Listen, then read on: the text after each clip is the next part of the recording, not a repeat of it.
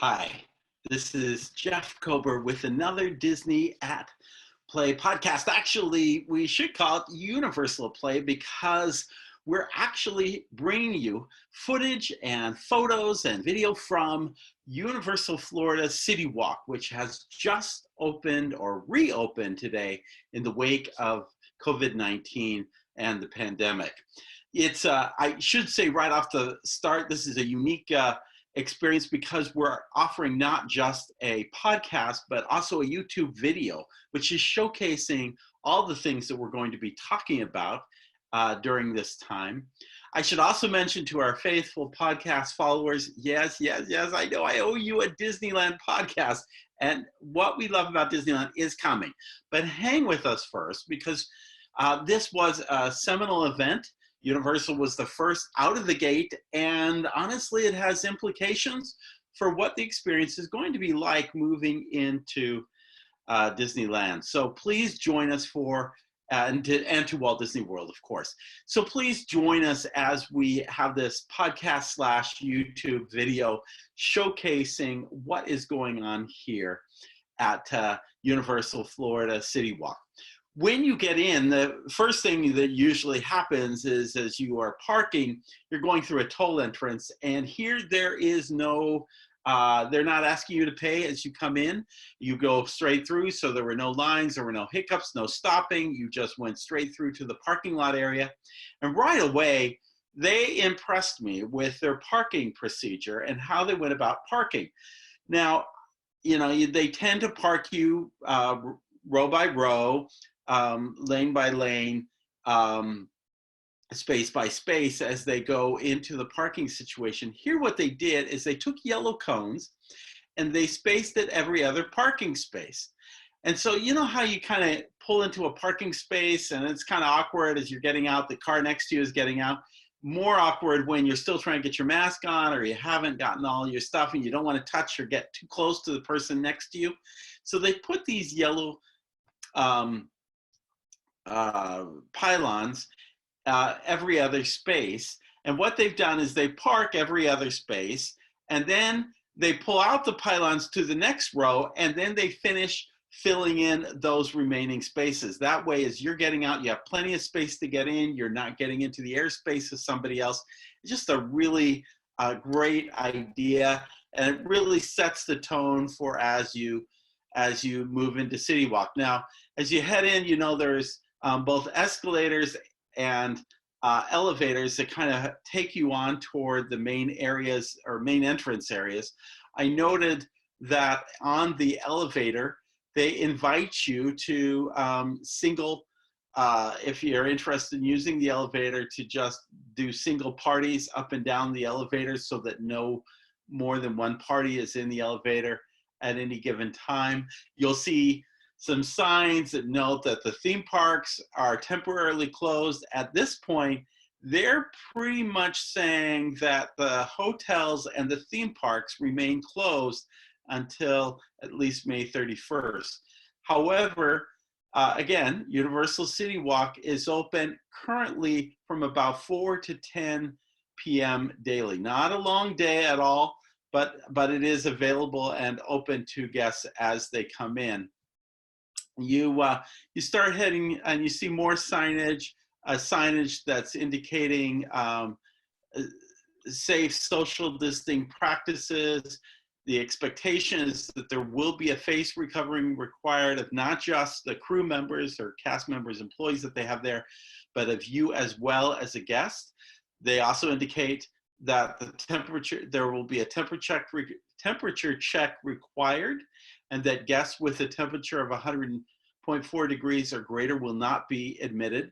They're inviting you to practice social distancing, to wash your hands often, to acknowledge the floor markings, and to avoid contact with people who are sick. So there are other measures in place. We'll talk about those further on, but you keep walking, you keep proceeding, you start seeing some of those floor markings that are in place, inviting you to stay 6 feet apart, and they're quite ways distant. If you remember, when you go to park at Universal, at Islands of Universal Florida, there are two parking structures that actually converge, but before they converge, you actually have these two other smaller hubs where you then go on to another set of ramps toward the main hub where the two parking lot structures join you. Why I mention all this, and I don't have a photo of it because they asked you not to take photos in this section, but they were taking temperature checks in that very first section. Even before you get to the area where you join together, they were taking the temperature checks in that section. And then once you pass that, you then went further on to the main section where everything converged. And from there, you went through what was the traditional bag check, security check as you enter into the park. And what really impressed me about that bag check, which was pretty typical to how Universal does theirs, they invite you to take all your belongings and throw them into a container. Was the container comes out of the X-ray machine, they were individually cleaning those containers before returning them back into service by the next guests that were coming. So very impressive. Already things are set in motion. Everybody's wearing face masks, both crew members and guests. Not a whole lot of people rolling in. You go down the last set of moving walkways until you finally enter into CityWalk. When we got there, there was a band playing in the overhead walkway, which really kind of set the tone, trying to create a feeling of welcome as you got there, make you feel like you were part. There was also, just beyond that, a set of, for lack of a better term, I would refer to them as DJs. These DJs were doing their very best to give announcements and to let you know what was going on at CityWalk, how things were proceeding, rules, tips, everything to help make your visit a better one. It was a lot of repetitive information. Bless their hearts, they really worked hard to do their very best as they were going, as guests were coming into the park. You should know that, and just around this same area, one of the things they were inviting you to do is check out the miniature golf. Both miniature golf courses are open, which is very cool. The thing that caught my eye around the entrance of the miniature golf course, and you'll see this in our video here, is that there is this little red and white wagon for photo ops that's right in front of the entrance to the golf area. It's a great place for getting a photo with your family and friends.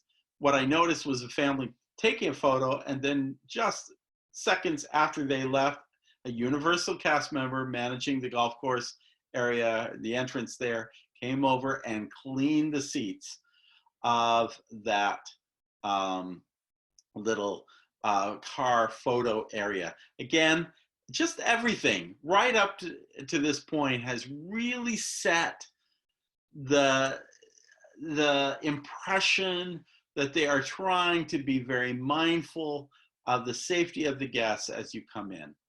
So, having gone through all that, what is it like to be at CityWalk? Well, let's just say that on day one, the crowds were sparse at best.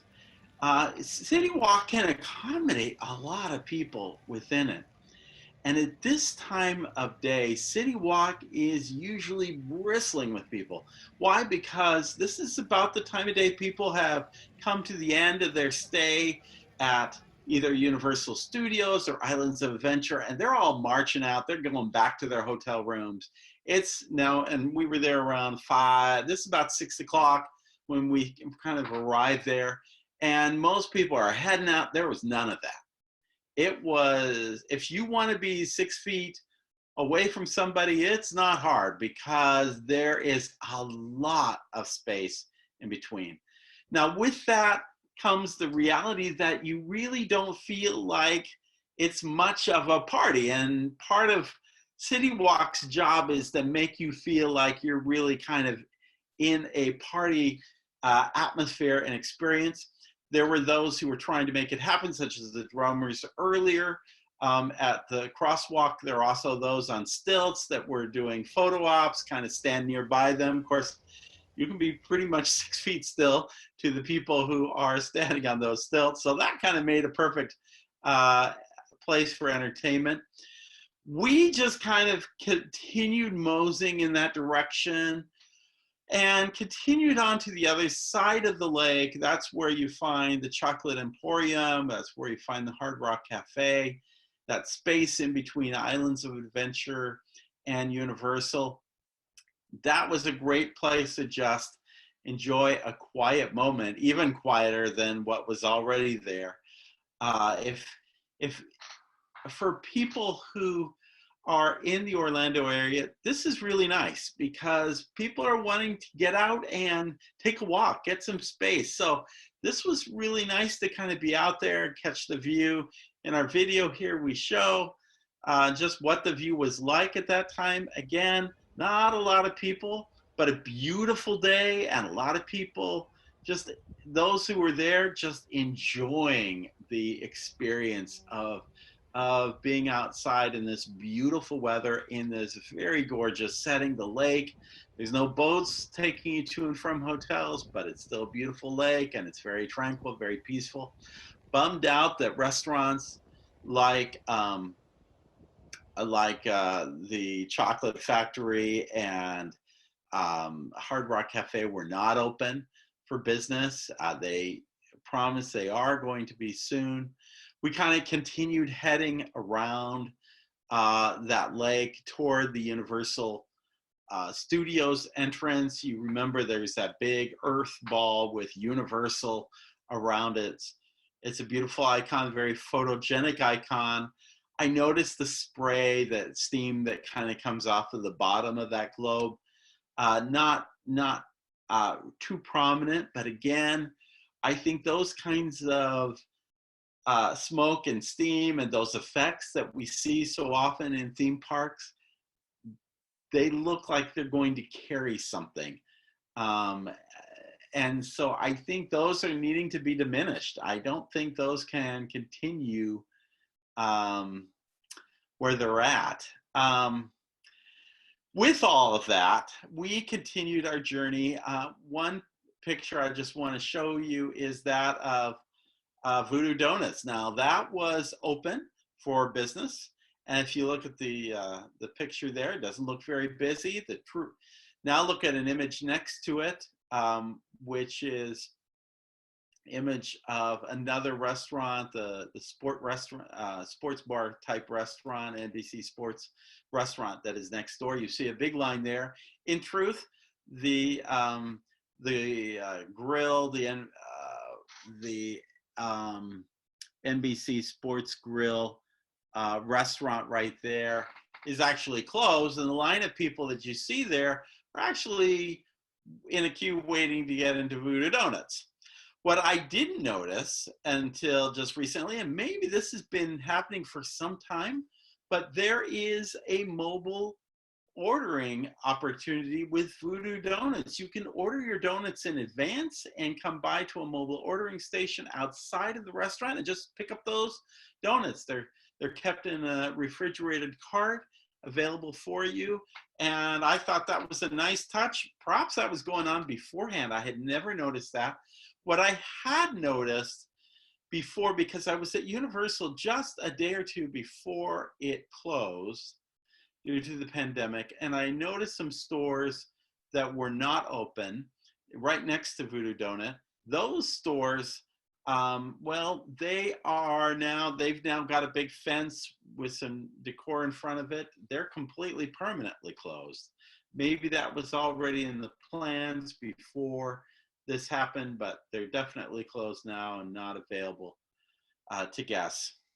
Closed is the operative term for much of what you see throughout this experience. And that's not to say there weren't things open. Bubba Gump Shrimp Company Restaurant Market, Jimmy Buffett's Margaritaville, that was open. Red Oven Pizza Bakery, that was open. Voodoo Donut, that was open. Auntie Anne's pretzels were open. The airbrush kiosk was open. Okay. The Mexican food restaurant, Antiojas, is that right? That was open. Just about everything else was closed. And I thought that was really both strange and terribly unfortunate. Um, Things like Cinnabon were closed. Starbucks was closed. Um, the Cold Stone was closed. There are three fast food type restaurants that are above on the second floor. Almost everything on the second floor was closed, including Burger King and Panda Express. So there weren't a lot of choices. And in fact, I have to be honest, we chose in the end not to stay there. We ended up getting Panda Express on our way home, which doesn't make sense that there's a Panda Express open on 192, but you can't get a Panda Express open at CityWalk. Maybe they just didn't think the crowds justified it. That may have been the case. Uh, the the shop that features that allows you to get tattoos, that was open. Don't know if they were giving tattoos or just the store portion that was open, but that was all kind of crazy. Of course, the movie theater is not open. Most of the clubs are not open. I will say that in the venues that were open, those waiting to get into Bubba Gump or into Red Oven Pizza Bakery, they stood respectfully 6 feet apart as parties, waiting for their turn to be seated. Those seating areas also, they had taken out tables and chairs. Some people have been putting tables and chairs in with a sign saying can't sit here. They've just taken tables and chairs out of these areas and put them somewhere else, and everything was spaced quite far out from each other. And then those who were servers were masked. There were Purell stations in a lot of different frequent locations. They were all over. Um, One of the things that was quite interesting is that they wanted you to take a survey, but rather than asking you the questions directly, they are holding up a big sign. Take a picture of this code and then scan the code and then go take the survey later. So they wanted your opinion about how things were working, what was working and not. I got to tell you, I cannot tell you how many management were on hand to observe this. And rightfully so. They're being very courageous, being the first out the gate. Disney is practically another week away from opening any part of Disney Springs, and they're only a third-party restaurants that are opening for that. So it's uh, it's a little disappointing. I will say there was a Universal Studios store. It's not a big store. They were only allowing what seemed to be about roughly 20 people into the store at any given moment. And and then there was a line, again, 6 feet apart between parties outside waiting to get in. Everything was so well managed. World famous hot dogs, that was not open for business. So there again, lots of things that just were not open, that were not there. Um, and so as we returned back to the parking lot, I couldn't help but notice how many cars in our section and just previously were now gone. They People came, they wanted to check it out. Maybe some ate, but a lot of people just grabbed donuts and kind of went their way after they kind of checked it out. It was not, it did not have staying power. There aren't very many stores anyway to really open. There's not a lot of retail in that area compared to Disney Springs. So people were gone. Uh, should you go there? Let's talk about that for a moment.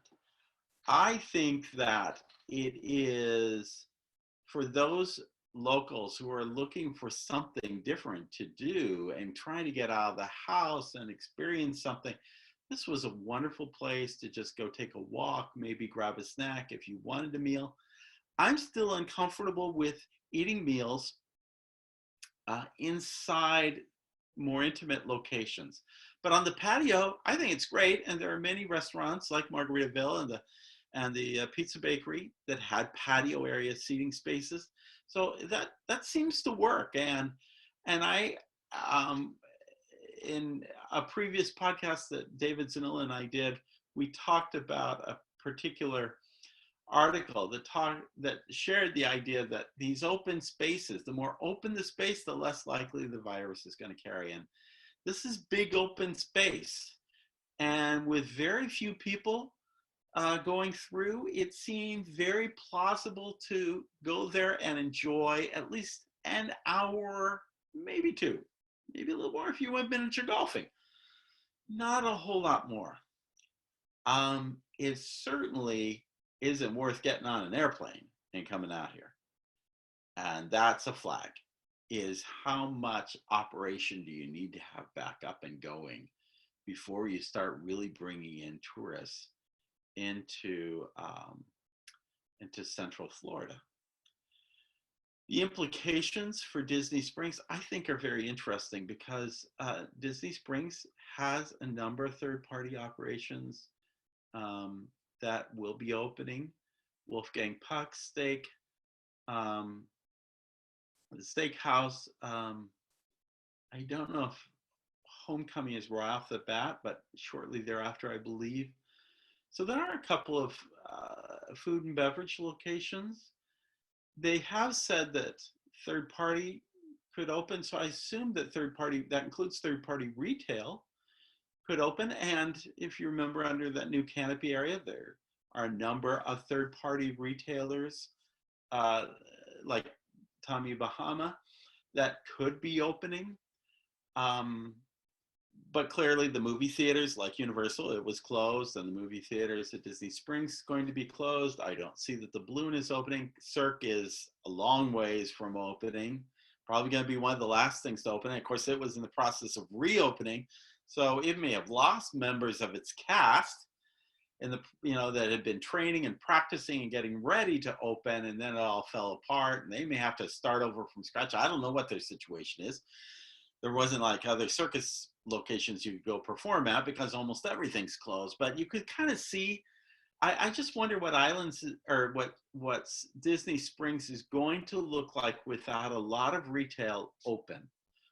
It's good to open food and beverage, but if you don't have retail open, like World of Disney, I'm a little skeptical of how really meaningful that's going to be. I know a lot of people want to come back, but then I thought a lot of people would be coming back to islands, and maybe as it gets darker in the evening, people will. But again, it was closing around 10 o'clock at night, so there's more to come on this, and we'll have to see where it falls. But wanted to give you a picture, an idea of what this looks like and how it's proceeding. So keep with us, keep joining us. We'll try this same kind of format in one way or the other as we tune in to the opening of Disney Springs. Hopefully we can provide you something there. And in the meantime, we have other podcasts coming to you, other videos on our YouTube channel. So please check us out.